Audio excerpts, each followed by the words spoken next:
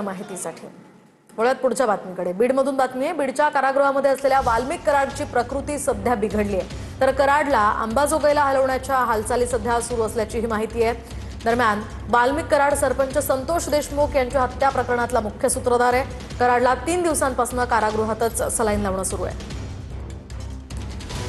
बीडच्या जेलमध्ये वाल्मिक कराडची प्रकृती बिघडल्याची माहिती समोर आली।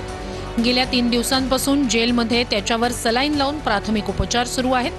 वाल्मिक कराडला अंबाजोगाईला नेण्याच्या हालचाली सुरू असल्याची माहिती आहे। वाल्मिक कराड हा मस्साजोगचे माजी दिवंगत सरपंच संतोष देशमुख हत्या प्रकरणातील मुख्य आरोपी आहे।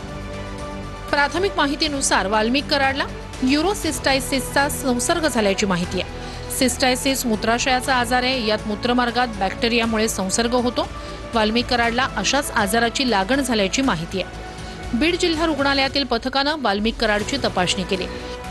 यापूर्वीही वाल्मिक कराडला जिल्हा रुग्णालयात उपचारासाठी नेण्यात आलं होतं, मात्र आता थेट परळीच्या जवळ असलेल्या अंबाजोगाई रुग्णालयात नेलं जाण्याची शक्यता वर्तवली जात असल्यानं अनेक प्रश्न उपस्थित केले जात आहेत।